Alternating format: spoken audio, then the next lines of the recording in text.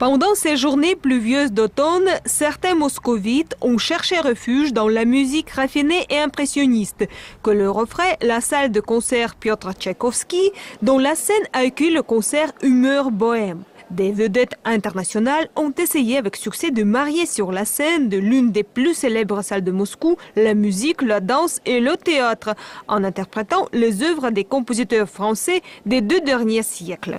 Humeur bohème est une sorte de coup d'œil sur la culture française des 19e, 20e siècles.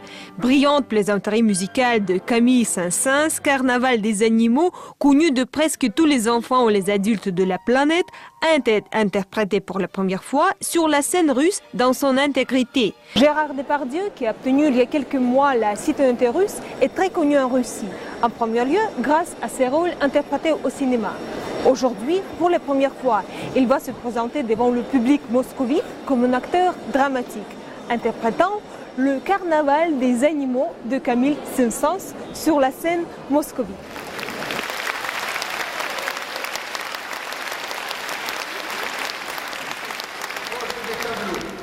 Ce soir, au Jardin des Plantes, c'est la grande fête éblouissante, le Carnaval des animaux. À la moindre vétille, il rougit, comme une jeune fille. Peuple des animaux, écoute-le, tais-toi. Laisse faire Saint-Saëns. La pianiste russe Ludmila Berlinskaya, qui jadis a eu la chance de jouer à 4 mains avec le grand Sviatoslav Richter, et son époux Arthur Ancel ont réussi à convaincre leur bon ami Gérard Depardieu de se produire sur la scène moscovite en qualité de l'acteur dramatique. Ces musiciens très connus ont formé un duo de piano tout récemment, en 2011.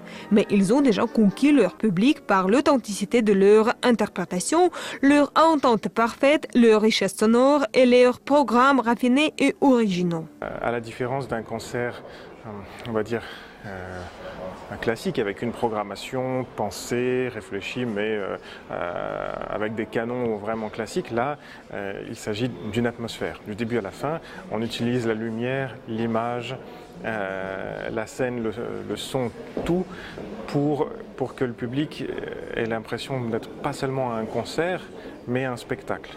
Dans la deuxième partie du concert, le duo Berlinskaya-Ancel ont joué la musique de Maurice Ravel et de Francis Poulenc. Mais ici aussi, l'intrigue n'a pas manqué. Le prélude de Claude Debussy, l'après-midi d'un faune, a été présenté comme une chorégraphie réalisée par le célèbre danseur Sergei Polounine, jusqu'à récemment le plus jeune danseur principal du Royal Ballet à Londres. Les organisateurs ont accompli leur tâche. Les spectateurs russes et français ont été très impressionnés et touchés par cette humeur bohème. Alors moi, écoutez, j'étais ravi, emballé, à la fois à titre personnel parce que je pense que c'est une salle magnifique, en plus je n'avais pas la chance de connaître, et à la fois parce que j'ai eu la chance de transporter les artistes et qu'Aigle Azur participe à sa mesure à cet événement. C'était Anna Karpova pour la radio La Voix de la Russie.